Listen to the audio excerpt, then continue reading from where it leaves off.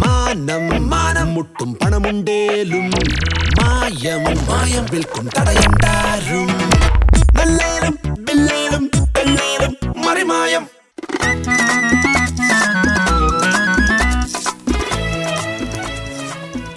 Madam, ഞാൻ 15 ദിവസത്തെ ലീവിന് വന്നതാ. അതിനിപ്പോ ഞാൻ എന്ത് വേണം?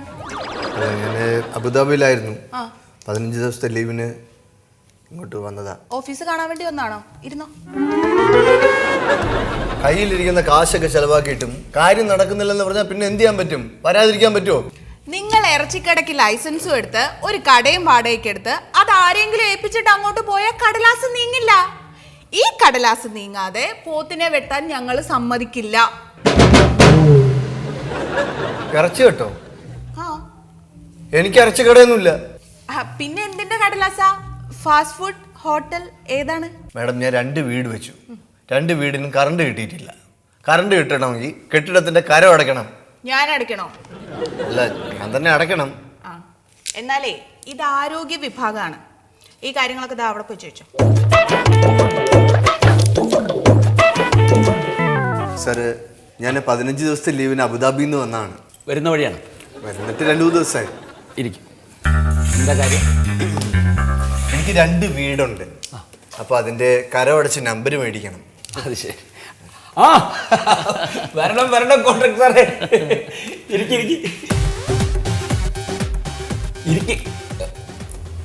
ഒന്നെണീക്കൂ. വീടിന്റെ എണീക്കൂ. മാറി. എന്താ കാര്യം? എൻ്റെ സൂതൻ സാറേ, എത്ര ലക്ഷം രൂപ ഞാനിവിടെ അടച്ചിട്ടാണ് നമ്മുടെ മുനിസിപ്പാലിറ്റിയിലെ പരസ്യത്തിന്റെ കരാർ എനിക്ക് തന്നെന്ന് സാറിന് അറിയാലോ.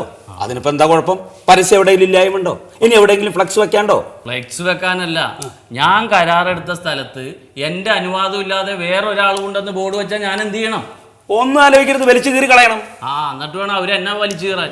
അതിപ്പോ ആരെയും പരസ്യം വെച്ച് സാർ ഇതൊരു മൂലക്കുരു ഭേദപ്പെടുത്തി തരുമെന്നും പറഞ്ഞ് അവൻ കൊണ്ടുവന്ന് എൻ്റെ ഏരിയയിൽ മുഴുവൻ പരസ്യം വെച്ചേക്കാണ്.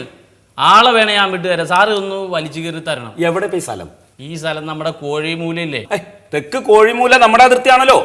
അവിടെ അവര് പഞ്ചായത്തിന്റെ അതിർത്തിയാണെന്നും പറഞ്ഞ് അവിടുത്തെ ടാക്സ് അവര് പിടിക്കണത്. പകുതി ഭാഗം നമ്മുടെ ഭാഗത്തേക്കാ കയറി നിൽക്കണേന്നേ. സാറേ, ഞാൻ അബുദാബിയിൽ നിന്ന് വന്നാണ്. വീടിന്റെ കരമടച്ച് എന്റെ നമ്പർ.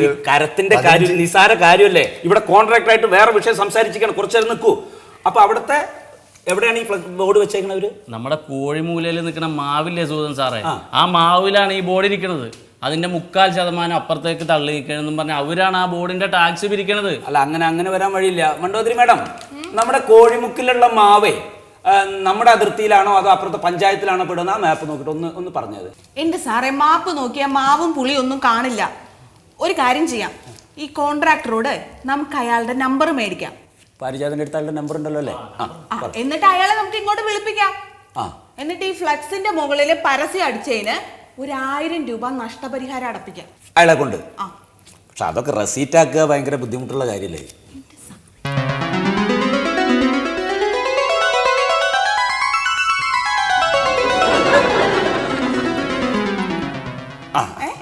എന്നിട്ട് മാപ്പ് കൊടുത്ത് വിടാം. അയാൾക്കൊരു മാപ്പ്, ഒരു താക്കീത് കൊടുത്തു വിടാം അല്ലേ? അപ്പോഴേ ഒന്നും പേടിക്കണ്ട. കോൺട്രാക്ടർ പോയിക്കോ, ഞാൻ ആ ഫ്ലക്സ് അവിടുന്ന് മാറ്റിച്ചോളാം കേട്ടോ. എനിക്ക് പേടിയൊന്നുമില്ല, തീരുമാനം ഉണ്ടായാൽ മതി. അതൊക്കെ സാറേ, 15 ദിവസം ലീവ് അബുദാബി. എടോ, താൻ ആദ്യം ടൗൺ പ്ലാനറെ കണ്ടിട്ട് ഒക്യുമെന്റ് സർട്ടിഫിക്കറ്റ് റെഡിയാക്ക്, എന്നാലേ കരടയ്ക്കാൻ പറ്റൂ. അങ്ങോട്ട് ചെല്ലേ. അതാ നേരത്തെ പറഞ്ഞാൽ മതിയായിരുന്നല്ലോ.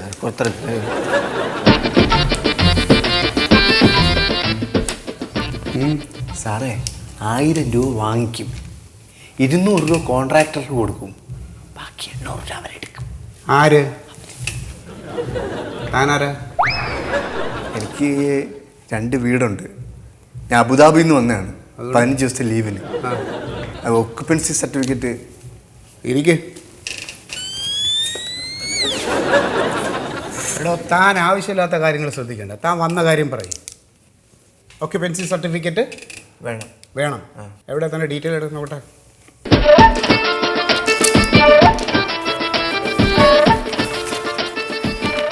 ഓഹോ, ഇതിൻ്റെ ആള് താനാണല്ലേ? ഇത് ഞാൻ വന്ന് കണ്ടിരുന്നു. അപ്പോൾ ഇതിലിപ്പോൾ ചെറിയ വീടിൻ്റെ ഒക്യുപ്പൻസി സർട്ടിഫിക്കറ്റ് തരാം, വലുത് കിട്ടാൻ ബുദ്ധിമുട്ടാണ്. അയ്യോ സാറേ, രണ്ടും വേണം. എനിക്ക് 15 ദിവസത്തെ ലീവേ ഉള്ളൂ. ഇല്ലേ അങ്ങോട്ടേക്കുള്ള വിമാന ടിക്കറ്റ് ഞാൻ എടുക്കണം. എന്നാൽ എത്രയും പെട്ടെന്ന് തിരിച്ചു കയറി പോകാൻ നോക്ക്. ഇതിപ്പോൾ ചെറുതിൻ്റെ സർട്ടിഫിക്കറ്റ് ഞാൻ തരാം, അത് മേടിച്ച് റവന്യൂ ഇൻസ്പെക്ടർ സത്യശീല സാറിനെ കണ്ട് കരമടച്ച് പോകാൻ നോക്ക്. പക്ഷെ സാറിന്ന് ലീവാ. സാറേ, ചെറിയ വീട് എനിക്ക് വാടകയ്ക്ക് കൊടുക്കാനുള്ളതാണ്. അത് പയ്യെ മതി. വലിയ വീട് അത് എത്രയും പെട്ടെന്ന് കിട്ടണം. കാര്യം അതിൻ്റെ കൃത്യസമയം നോക്കി പാല് കാച്ചി കയറി താമസിക്കാനുള്ളതാണ്. തൻ്റെ സൗകര്യാർത്ഥം പാല് കാച്ച് നടത്താൻ ഇതെന്താ സംബന്ധ വീടാണോ? അതല്ല. അതെ, തൻ്റെ ആ വലിയ വീടുണ്ടല്ലോ, അതിൻ്റെ ഹാള് കഴിഞ്ഞുള്ള റൈറ്റ് സൈഡിലുള്ള റൂമിൻ്റെ ഹൈറ്റും വെന്റിലേഷനും കറക്റ്റ് അല്ല. അവിടെ വെളിച്ചവും വായുവും കടക്കുന്നില്ല. വെളിച്ചമില്ലാത്തത് കറണ്ട് ഇല്ലാത്തതുകൊണ്ടാണ്. പിന്നെ ജനൽ തുറന്നാൽ കാറ്റ് കിട്ടാത്തത് പടിഞ്ഞാറേ ഭാഗത്ത് വേറൊരു വീട് ഇപ്പുണ്ട്, അതുകൊണ്ട് കാറ്റും കിട്ടുന്നില്ല. എന്നാൽ നമുക്ക് ആ വീട് പൊളിച്ചു മാറ്റാനായിട്ടൊരു അപേക്ഷ കൊടുക്കാം. തൻ്റെ വീട്ടിലോട്ട് വായും വെളിച്ചവും കിടക്കട്ടെ. കൊടുക്കുന്നോ? അത് വേണ്ട. റോഡിൽ നിന്ന് 3 മീറ്റർ പുറകോട്ട് തള്ളി വേണം വീട് പണിയാൻ. അങ്ങനെയാണോ പണിഞ്ഞിരിക്കുന്നത്? 3 അടി വെച്ചാൽ റോഡിലെത്തും, പിന്നെ എവിടെയായിട്ട് തള്ളും? തൻ്റെ വീടിൻ്റെ തെക്കും വടക്കും ഞാൻ അളന്നു. 1 മീറ്റർ വിട്ട് വേണം കെട്ടാൻ. അതിൽ വടക്ക് ഭാഗത്ത് 1 സെൻറ്റിമീറ്റർ കുറവുണ്ട്. മാത്രമല്ല തെക്ക് ഭാഗത്താണെങ്കിൽ അടുത്ത വീട്ടിൻ്റെ മതിലിനോട് ചേർത്താണ് കെട്ടിയിരിക്കുന്നത്. അതെൻ്റെ അളിയനാണ് സാറേ. ഞാൻ ഒന്ന് കേട്ടാ മരിക്കും. ഈ പ്രാവശ്യം വന്നപ്പോൾ ഞാൻ 3 ഫുള്ള് കൊടുത്ത്. അതിൻ്റെ കെട്ടിറങ്ങുമ്പോൾ അളിയൻ പരാതിയായിട്ട് ഇങ്ങനെ വരും. സാറേ, ഇതൊന്നും പൊളിക്കാതെ എനിക്ക് ഒക്യുപ്പൻസി സർട്ടിഫിക്കറ്റ് താ സാറേ. ഇതൊന്നും പൊളിക്കാതെ, ഒന്നും ഇളക്കാതെ, 15 ദിവസത്തെ ലീവ്. അതെ, ലീവ് കഴിഞ്ഞ് തിരിച്ചു പോകണമെങ്കിൽ വിമാന ടിക്കറ്റ് സ്വന്തം ചെലവിൽ. അബുദാബി തിരുവനന്തപുരം വിമാന ടിക്കറ്റ് എത്ര രൂപ ചാർജ്? 15. അതിൽ ഞാനൊരു 5000 രൂപ കുറച്ച് തരാം. സാറിന് ട്രാവൽ ഏജൻസി ഉണ്ടോ? എടോ, ഒരു 10000 രൂപ താൻ കൊണ്ടുപോവാ. തൻ്റെ 2 വീടിൻ്റെ ഒക്യുപ്പൻസി സർട്ടിഫിക്കറ്റ് ഞാൻ തരാം. ഇപ്പം ഏതാണ്ട് കാര്യങ്ങളൊക്കെ ബോധ്യമായോ? എത്ര? 10000 രൂപ കൊണ്ടുവരുമെങ്കിൽ സർട്ടിഫിക്കറ്റ് തരാം. അപ്പുറത്തെ 1000ൻ്റെ കണക്ക് താൻ നന്നായിട്ട് കേട്ടല്ലോ. തന്നോട് പറഞ്ഞ 10000ൻ്റെ കണക്ക് തനിക്ക് മനസ്സിലായില്ല അല്ലേ?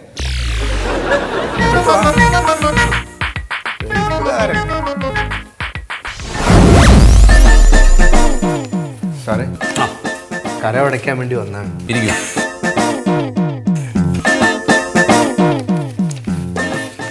ഇതിപ്പോ പ്ലാൻ കണ്ടാലേ നമുക്കറിയാം എന്ത് കരം വരുമെന്ന്. ലക്ഷണശാസ്ത്രം എന്ന് പറയും.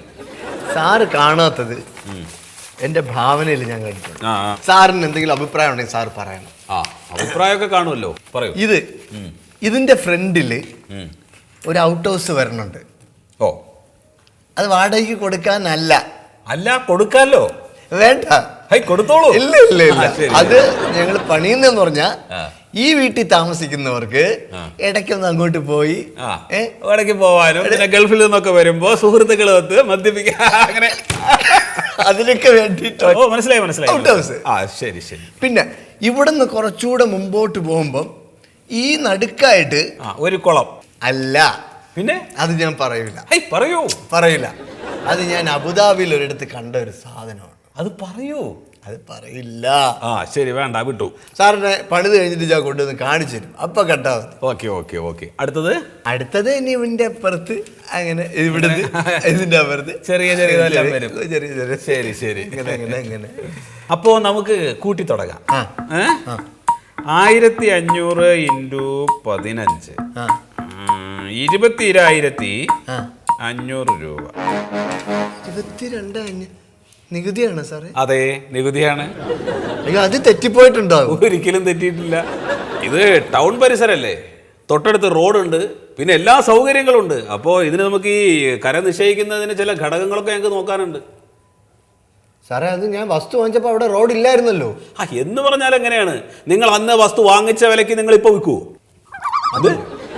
വിൽക്കുവോ? അതില്ല. വിൽക്കില്ല. അപ്പോൾ അങ്ങനെയൊക്കെയുള്ള ചില മാറ്റങ്ങൾ സംഭവിക്കും കേട്ടോ. പിന്നെ ഈ പ്ലാനിൽ കാണിച്ചതിനപ്പുറം ഒരു പൂന്തോട്ടം, ഔട്ട് ഹൗസ്, ഇതെല്ലാം വരുന്നില്ലേ? അതൊന്നും പണിതില്ലല്ലോ. അല്ല, പണിയുമല്ലോ. പിന്നെ എല്ലാ റൂമിലും നിങ്ങൾ ഫാൻ ഫിറ്റ് ചെയ്യാൻ ഉദ്ദേശിക്കുന്നുണ്ടോ? അതോ പിന്നെ ഫാൻ ഫിറ്റ് ചെയ്യൂലേ? ഫാൻ ഫിറ്റ് ചെയ്യണം. വീടിന്റെ മറുഭാഗത്ത് നിങ്ങൾ കാർ പോർച്ച് പണിയുന്നില്ലേ? അത് പണിയും. അപ്പോൾ ഇതെല്ലാം കൂടെ കൂട്ടിയിട്ടാണ് നമ്മൾ നികുതി നിശ്ചയിക്കുന്നത്. സാറേ, ഞാൻ പണിയാൻ വേണ്ടി വാങ്ങിക്കുന്ന സാധനങ്ങൾക്കൊക്കെ ടാക്സ് കൊടുക്കുന്നുണ്ടല്ലോ. നിങ്ങൾ അതെല്ലാം വാടകക്കാരെ കയ്യിൽ നിന്ന് വാങ്ങിച്ചോളൂ. ഇതിനെല്ലാം കൂടെ കൂട്ടിയിട്ട് അവരെ കയ്യിൽ നിന്ന് വാങ്ങിക്ക്. എല്ലാവരും അതല്ലേ ചെയ്യുന്നത്. പിന്നെന്താ? പിന്നെ തറയിൽ നിങ്ങൾ എന്തിടാനാണ് ഉദ്ദേശിക്കുന്നത്? അത് ഗ്രാനൈറ്റ്. ഗ്രാനൈറ്റ് ആണ്. അപ്പൊ അത് നമ്മൾ കൂട്ടാൻ വിട്ടുപോയി, അത് ഇതിൽ ചേർത്തില്ല. അത് അപ്പോ 1500 × 16 24,000 രൂപയുടെ വരും. അത് വരും കേട്ടോ. ഞാൻ ചാണകം മെഴുകിക്കോളാം. അത് നിങ്ങളുടെ ഇഷ്ടം. സാർ ഇങ്ങനെ മിനിറ്റിന് വെച്ച് ഇങ്ങനെ കൂട്ടിയാ ഈ കണക്കിന് എൻ്റെ വലിയ വീടിന് സാർ എത്ര ടാക്സ് ഇടും? വലിയ വീടിന്റെ ടാക്സിന്റെ എന്ന് പറഞ്ഞു കഴിഞ്ഞാൽ താൻ ബോധം കിടും. അതിപ്പോ ഏകദേശം ഒരു 2700 സ്ക്വയർ ഫീറ്റ് അല്ല വരില്ലേ? അതുണ്ട്. അതിപ്പോ 2700 × 17 47,900 രൂപ വരും. അയ്യോ. ഈ സ്റ്റെയർ കേസ് പിന്നെ തേക്കാണോ അതോ പ്ലാവാണോ? പിന്നെ മുരിങ്ങാത്തടിയിട്ട് പണിയാൻ പറ്റും? അത് പറ്റില്ല, അത് പറ്റില്ല. ഇനി അതിൻ്റെ കൂടെ എഴുതി. ഇല്ല. ഈ മുറ്റം ഇന്റർലോക്ക് ആയിരിക്കും. മുറ്റം ഇന്റർലോക്ക് ആണോ അല്ലയോ? ആണ്. ആണ് ആണ് ആണ്. ഓ സാറേ, ഈ തുക ഒന്ന് കുറയ്ക്കാൻ പറ്റുമോ? അതെങ്ങനെ കുറയ്ക്കാൻ പറ്റും? നിങ്ങൾ എല്ലാ ആഡംബരങ്ങളും ചെയ്തു വെച്ചിട്ട് പിന്നെ നികുതി പറയുമ്പോൾ അത് കുറയ്ക്കണം എന്ന് പറഞ്ഞാൽ? സാറേ, അപ്പൊ 2 വീടിനും കൂടെ 1,00,000 മേളിലാവും അല്ലേ? ആവും. എന്തെങ്കിലും ഒന്ന് കുറയ്ക്കാൻ. എങ്ങനെ? എന്തെങ്കിലും കുറയ്ക്കാൻ. എന്താ പറഞ്ഞേ? എന്തെങ്കിലുമൊക്കെ ഒന്ന് കുറയ്ക്കാൻ പറ്റും. തനിക്ക് എന്നാ തിരിച്ചു പോണ്ടേ? എനിക്കിനി 4-5 ദിവസം കൂടെ ഉള്ളൂ. 4-5 ദിവസമേ ഉള്ളൂ. അതിൻ്റെ ഉള്ളിൽ കരടയ്ക്കണം, കറണ്ട് വേണം, ഇത് വാടകയ്ക്ക് കൊടുക്കണം. താനൊരു കാര്യം ചെയ്യും, ഈ 2 വീടിനും കൂടെ അടങ്കൽ ഒരു 30,000 രൂപ ഇങ്ങതാ. എന്ന് വെച്ചാൽ 2 വീടിനും കൂടെ അടങ്കൽ ഒന്നിച്ച് ഒരു 30,000 രൂപ ഇങ്ങത്താ. അപ്പോൾ ഞാൻ ശരിയാക്കി തരാം.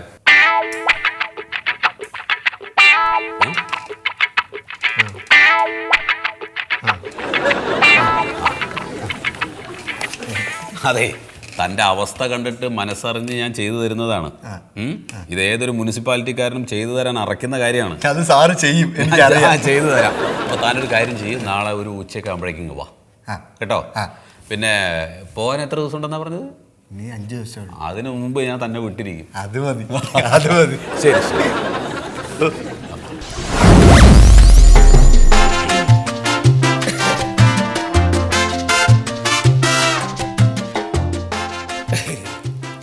ആർക്കും നമ്മളുടെ അങ്ങോട്ട് പൊരുത്തം കിട്ടിയില്ല അല്ലേ? ഞാൻ കോയ ഇപ്പോഴും പൊരുത്തം കിട്ടിയില്ല. ഞാൻ കോയ ആൻഡ് കോയ കമ്പനിയുടെ MD കോയ. അയ്യോ സാർ, നമസ്കാരം. കുഴപ്പമില്ല, ഞാൻ പഠിക്കുന്നോളാം. സാറിന്റെ സ്ഥാപനത്തെ കുറിച്ച് കേട്ടിട്ടുണ്ട്, പക്ഷെ സാറാണ് അതിന്റെ ഓണർ എന്ന് അറിയില്ലായിരുന്നു. ഞാനേ നമ്മുടെ കമ്പനിയിലെ കുറച്ച് ഇലക്ട്രോണിക്സ് ഐറ്റംസ് ഒക്കെ വെച്ചിട്ട് ഒരു 7 ദിവസത്തെ ഒരു വ്യാപാര പ്രദർശന മേള നടത്തുന്നുണ്ട്. അത് നന്നായി. ഞാൻ മുനിസിപ്പൽ ചെയർമാനെയും കമ്മീഷണറെയും കണ്ട് കാര്യങ്ങളൊക്കെ അവതരിപ്പിച്ച്. സാധാരണ ഞങ്ങളെ കണ്ടിട്ടാണ് മേളിലേക്ക് പോവാറ്. സാറേ, അപ്പൊ അതിനുള്ള ഈ ടിക്കറ്റുകളൊക്കെ അടിച്ചു കഴിഞ്ഞോ? അതൊക്കെ അടിച്ച് ഇവിടെ ചില പരിപാടികളൊക്കെ ഉണ്ടല്ലോ. അല്ല, അത് സാറേ ഈ മുനിസിപ്പാലിറ്റിക്കാർക്ക് പകരം മുൻകൂട്ടി അങ്ങനെ ഒരു കൃത്യമായിട്ടുള്ളൊരു പറയാൻ പറ്റില്ല. അതിപ്പോ വരുന്ന ആളുകളുടെ സ്വഭാവവും പിന്നെ അതിന്റെ ഒരു സാഹചര്യവും മുകളിൽ നിന്നുള്ള പിടിയൊക്കെ അതിനെ ആശ്രയിച്ചിരിക്കും. അല്ല, മുകളിൽ പിടിക്കിപ്പോ നമുക്ക് കുറവൊന്നുമില്ല, ഇപ്പൊ നിങ്ങൾക്ക് അറിയാമല്ലോ. പക്ഷേ പിന്നെ ഈ ബിസിനസ്സുകാരാകുമ്പോ ഒരു അല്ലറ ചില പ്രശ്നങ്ങളൊക്കെ എല്ലാവർക്കും ഉണ്ടാവും. അതിപ്പോ നമുക്കുണ്ട്. അപ്പൊ നിങ്ങളത് വേണ്ട രീതിയിൽ ചെയ്യണം. പിന്നെ സാറേ, സാറിന് ഒരു ബിസിനസ് ട്രിക്ക് ഞാൻ പറഞ്ഞുതരാം. എന്താണ് സാറേ, നമ്മളിപ്പോ ഈ മേള എത്ര ദിവസം നടത്താനാണ് ഉദ്ദേശിക്കുന്നത്? അത് 7 ദിവസം. 7 ദിവസം. 7 ദിവസം. അപ്പോ സാർ ഒരു കാര്യം ചെയ്യും, ഒരു 10,000 ടിക്കറ്റ് അടിച്ചിട്ട് അത് സീല് വെച്ച് അതിന്റെ ടാക്സ് അടച്ചിട്ട് പൊക്കും. എന്താ ഈ പറഞ്ഞ 10,000 ടിക്കറ്റ് അടിച്ചിട്ട് എന്താണ് കാര്യം? 1 ലക്ഷത്തിൽ കൂടുതൽ ആൾക്കാർ കയറുന്ന സ്ഥലമാണ് അവിടെ. അതല്ലേ പറയുന്നത്. അതായത് ഈ 10,000 ടിക്കറ്റ് വെച്ചിട്ട് നമുക്ക് എത്ര ആളെ വേണമെങ്കിലും കയറ്റാം. എങ്ങനെ? ഡോറിൽ നമ്മുടെ ആളുകളെ നിർത്തിയാൽ മതി. ടിക്കറ്റുമായിട്ട് ആളുകൾ വരുമ്പോൾ ഈ ടിക്കറ്റ് ചീന്താതെ കീറി കൊടുക്കാതെ ആ ടിക്കറ്റ് ഇങ്ങ് വാങ്ങിക്കുക. അത് ചുളിയാതെ മടങ്ങാതെ വീണ്ടും പുതുതായിട്ട് വരുന്ന ആളുകൾക്ക് കൊടുക്കാലോ. കൗണ്ടറിൽ തന്നെ കൊണ്ടുപോയി കൊടുക്കാം. അത് തരക്കണില്ല. അത് ശരി. അപ്പൊ ഇവിടെ ഇയാള് കയറിനോടത്ത് ഇതൊക്കെ കളക്ട് ചെയ്തിട്ട് വീണ്ടും അതേമാതിരി തന്നെ വീണ്ടും അപ്പൊ ഈ 10,000 ടിക്കറ്റ് ഉണ്ട് 1 ലക്ഷത്തിൽ കൂടുതൽ ആൾക്കാരനെ അതുകൊണ്ട് തന്നെ കയറ്റാം. എത്ര ആളെ വേണമെങ്കിലും കയറ്റാം. ഓ അത് തരക്കണില്ല. സാറിന് ഈ 10,000 ടിക്കറ്റിന്റെ ടാക്സേ വരുള്ളൂ. ഇതല്ലേ നമ്മൾ ഇവിടെ അടച്ചിട്ടുള്ളൂ. പിന്നെ ചോദിക്കാനും അന്വേഷിക്കാനും ആരും വരുന്നു പേടിക്കും വേണ്ട. വരേണ്ടവര് ഞങ്ങളാണല്ലോ. ഞങ്ങളെ ഭാഗത്തേക്ക് തിരിഞ്ഞു നോക്കില്ല. സത്യത്തില് നിങ്ങൾ ഇവിടെ ഒന്നും ജോലി ചെയ്യേണ്ട ആൾക്കാരേ അല്ല. അയ്യോ അതെന്താണ് സാർ? നിങ്ങൾ ഈ മറ്റേ ഈ റോക്കറ്റ് വിടുന്ന ആഫീസ് ഉണ്ടല്ലോ, അവിടെ ജോലി ചെയ്യേണ്ടവരാ ഞങ്ങളോ. ഭയങ്കര ബുദ്ധി തന്നെയാണ്. പിന്നെ പരസ്യത്തിന്റെ കാര്യം, കറണ്ടിന്റെ കാര്യം, ഓരോ വിഭാഗത്തിന്റെ കൺസെന്റിന്റെ കാര്യം സാർ അറിയണ്ട. അതൊക്കെ ഞങ്ങൾ ഏറ്റു. ഞങ്ങൾക്കൊക്കെ വേണ്ട പോലെ ഒന്ന് കണ്ടാ മതി. അല്ല അതിപ്പോ കണ്ടാ മതി എന്ന് പറഞ്ഞാൽ എങ്ങനെയാണ് സാറേ? സാർ ആ പോസ്റ്റർ കണ്ടോ? ഏതാ പിന്നിലുള്ള പോസ്റ്റർ? എനിക്ക് ആ വലിപ്പത്തിലുള്ള ഒരു LED TV കിട്ടിയാൽ നല്ലതായിരുന്നു. TV ഈ വലിപ്പത്തിലല്ലേ? എനിക്കൊരു വാക്കൻ ക്ലീനർ മതി. Vacuum cleaner, TV. എനിക്കൊരു ഫുള്ളി ഓട്ടോമാറ്റിക് വാഷിംഗ് മെഷീൻ വേണം. അത് മതി. വാഷിംഗ് മെഷീൻ ഓട്ടോറിക്ഷ അല്ല, ഓട്ടോമാറ്റിക് എല്ലാം തന്നെ ചെയ്യും. തനിയെ ചെയ്യണല്ലേ? അതുണ്ടാവുമല്ലോ. അലക്കലും കുടിക്കലൊന്നും ഇല്ല വീട്ടിലില്ലേ? പിന്നെ എന്താ വെച്ചാല് നമുക്കിപ്പോ ഈ മേള പൊളിഞ്ഞാലോ? മേള പൊളിയില്ലല്ലോ. പൊളിയൂലേ? അതെ സാറേ, ഇപ്പോ ഈ അടിച്ച ടിക്കറ്റ് വല്ലതും കൊണ്ടുവന്നിട്ടുണ്ടോ? കൊണ്ടുവന്നിട്ടുണ്ട്. ഉണ്ടല്ലേ? എന്നാ അതൊന്ന് ഒരു കുറ്റി ഇങ്ങെടുക്കും. അതെ, ബാക്കി ടിക്കറ്റുകൾ കൊടുത്തയച്ചാൽ മതി, ഞങ്ങളിവിടെ സീൽ ചെയ്ത് വെക്കാം. ആയിക്കോട്ടെ.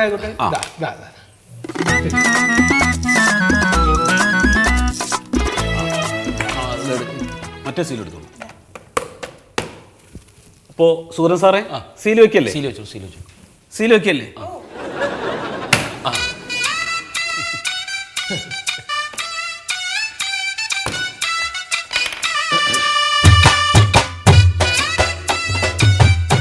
കോയ സാറേ ഒന്ന് എണീക്കൂ. ഞാനോ?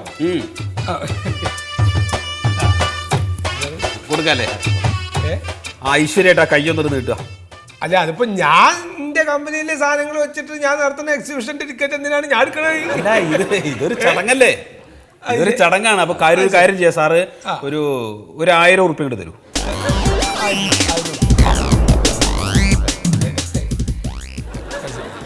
ഇത് 200 രൂപയുടെ ടിക്കറ്റ് 2 എണ്ണല്ലേ ഉള്ളൂ? അതെ, ഇതിൽ 2 എണ്ണേ ഉള്ളൂ. ഇവിടെ വെച്ചോളൂ, താഴെ വെച്ചോളൂ. ഇവിടെ അല്ലേ? ആരോഗ്യ വിഭാഗം. അതെ, കൈ 2 കൈയോട് വേണം. ആയിക്കോട്ടെ. അപ്പൊ സംഗതികളൊക്കെ നന്നാവട്ടെ. അപ്പൊ അങ്ങനെ ആവട്ടെ. എക്സിബിഷൻ തുടങ്ങിയിട്ട് ഒരു ദിവസം ഞങ്ങൾ അങ്ങോട്ട് വരാം. അതെ, വരണം. നിങ്ങളെല്ലാവരും നിങ്ങളെ ക്ഷണിക്കാൻ വേണ്ടിയിട്ടുള്ള ഒരു ഇതിലാണ്. അപ്പൊ ഇനിയിപ്പോ ഈ ടിക്കറ്റ് ഞാൻ തരുന്നുണ്ട്. ഇത് നമുക്ക് സീൽ വെച്ച് ഇവിടെ വെച്ചാൽ മതിയല്ലോ. അതെ അല്ലേ? ഇതിലിപ്പോ ഒരു 500 ഉറുപ്പിക എടുത്താലോ? അതെന്തിനാ? വേണ്ട അല്ലേ? നമ്പര് തരാം. തന്റെ ഒരു പതി എവിടെ വെച്ചാലും കാണില്ലല്ലോ.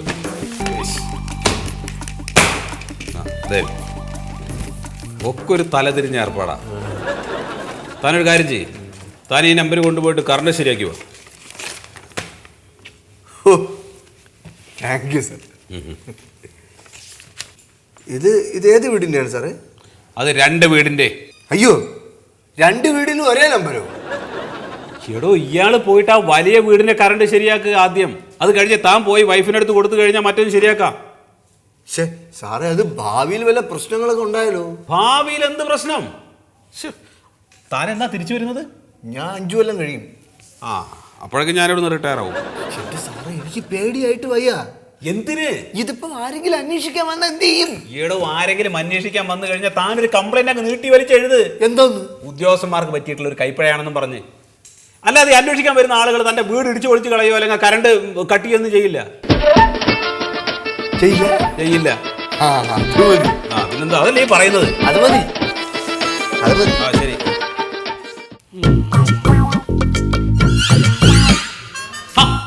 കോയ സാറേ, നമസ്കാരം. നമസ്കാരം.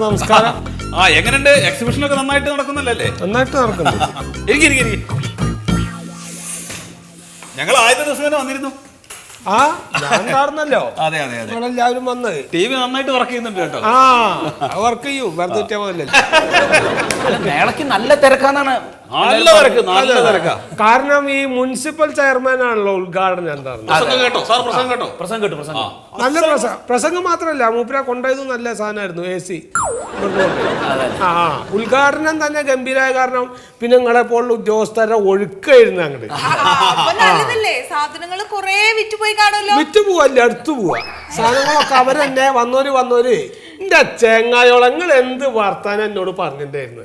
നിങ്ങൾ പറഞ്ഞൊരു 16 ടിക്കറ്റ് അങ്ങനെ വെച്ചാൽ 1.5 ലക്ഷം ആൾക്കാർ അങ്ങോട്ട് വന്നിട്ട് തിക്കും തിരക്കുണ്ടാക്കി സാധനങ്ങൾ വിൽക്കും എന്ന് പറഞ്ഞിട്ട് ഇത് എവിടുന്നാണ് ഈ നാട്ടിൽ ഇത്ര മാത്രം ഗവൺമെന്റ് ഉദ്യോഗസ്ഥർ ഇത് ഞാൻ കണ്ടിട്ടില്ല. അങ്ങനെ പല ആൾക്കാർക്കും ഞാനും ഇങ്ങനെ കുറെ സാധനങ്ങളൊക്കെ കൊടുക്കാന്ന് ഞാനും പറഞ്ഞിട്ടുണ്ട്. ശരി തന്നെയാണ്. ഇപ്പൊ നിങ്ങളും കൊണ്ടുപോയില്ലേ കുറെ സാധനങ്ങൾ? അവിടുത്തെ എമർജൻസി പോലത്തെ സാധനങ്ങൾ വരെ എടുത്തോണ്ട് പോകാൻ ആൾക്കാരുടെ അറിവ് ഏതൊക്കെ വിധത്തിലുള്ള ഉദ്യോഗസ്ഥർ. ഞാൻ ചോദിക്കട്ടെ, നിങ്ങളുടെ ഇതിൽ ഈ പണയം വെക്കണ വിഭാഗത്തിൽ ഗവൺമെന്റിന് അങ്ങനത്തെ എന്തെങ്കിലും സ്ഥാപനം ഉണ്ടോ? അപ്പൊ അതാരാണ്? ഒരാൾ അങ്ങനത്തെ ഒരാളുണ്ടായിരുന്നു. ഇതും പോരാഞ്ഞിട്ട് ഫയർഫോഴ്സിലെ ആൾക്കാർ ഇതെന്താണ് അവരെന്താണ് വന്ന് ചോദിച്ചാൽ അവര് ഗവൺമെന്റ് ഉദ്യോഗസ്ഥരാണ്. അല്ല അവര് വരും. കാരണം ഇത്ര മേള നടക്കുമ്പോ അവിടെ വല്ല അപകട സാധ്യത ഉണ്ടെങ്കിൽ നോക്കാൻ ആ വകുപ്പിന് അധികാരമുണ്ട്. ഇത് എന്ത് മേളാന്നാ പറയുന്നത്? മേള നല്ലത് പറയണ്ടേ. ഒരു കാര്യം ചോദിക്കട്ടെ, സംഗതി ഞാൻ ഒരു മുതലാളി തന്നെയാണ്. ഞാൻ മുതലാളി കോയ മുതലാളി എന്നൊക്കെ പറഞ്ഞ ഞാൻ ശരി തന്നെയാണ്. പക്ഷെ ലോൺ എടുത്തിട്ടാണ് ഞാൻ ഈ മേള എന്ന് പറഞ്ഞ സംഗതി നടത്തിയത്. ഞാൻ ഇവിടെ വന്നിട്ട് നിങ്ങൾ ഈ 10,000 ടിക്കറ്റ് നിങ്ങളെ പോലുള്ള ഉദ്യോഗസ്ഥർക്ക് സാധനങ്ങൾ എടുത്തുകൊണ്ട് പോകാനുള്ള സാഹചര്യം അല്ല അവിടെ ഒരുക്കിയത്. അവിടെ ആൾക്കാർ വന്ന് കാണണം, അത് ഇന്റെ സാധനങ്ങൾ വിൽപ്പന നടത്തണം, പിന്നെ അതിനെക്കുറിച്ചിട്ടൊരു പഠനം നടക്കട്ടെ ഉള്ളൊരു നല്ല മനസ്സോടുകൂടെ. അത് കഴിഞ്ഞ എൻ്റെ മകളുടെ കല്യാണത്ത് ഭംഗിയായിട്ട് നടത്താന്ന് വിചാരിച്ചിട്ട് നിങ്ങൾ ഈ കേരളത്തിലുള്ള സകലമായ ഉദ്യോഗസ്ഥരും വന്ന് കയറിയ അവിടെ. പിന്നെ അവസാനം 2ാമത്തെ ദിവസമൊക്കെ ഞാൻ സാധനങ്ങൾ ഇറക്കിയത് എൻ്റെ മോൾക്ക് കല്യാണം കഴിക്കാതെ സങ്കടം പറഞ്ഞേ. എന്റെ മോളുടെ കല്യാണം കഴിക്കാനുള്ള കാര്യം കൂടി എടുത്തു വെച്ചിട്ട് അതും കൂടിയാണ് എടുത്തുകൊണ്ടായിട്ട് 2ന്റെ അന്ന് ഇവിടുന്ന് സാധനങ്ങൾ ഞാൻ പൊളിച്ചു കൊണ്ടുവന്നില്ലെങ്കിൽ ആ 12 കൂടി പൊളിച്ചു കൊണ്ടായിരുന്നു ഈ ഹക്കികൾ. അറിയോ നമുക്ക്? അല്ല സാറേ, ഈ കോയ കമ്പനിയുടെ മുതലാളി തന്നെയാണ് ഈ പറയണത്. കയ്യിലെ കായൊക്കെ പോയ പിന്നെ എന്ത് കോയാണോ? ശരിയത്. മായം മാനം മുട്ടും പണമുണ്ടേലും മായം വിൽക്കും തടയണ്ടാരും. നല്ലേലും ബില്ലേലും പെണ്ണേലും മറിമായം ചുണ്ടേലും ചിന്തേലും ചന്തേലും മായം. ഈ കാണണ കളിയെല്ലാം പൊക്കാനും മറിമായം. നേരിട്ടും പോരിട്ടും വേറിട്ടും മറിമായം.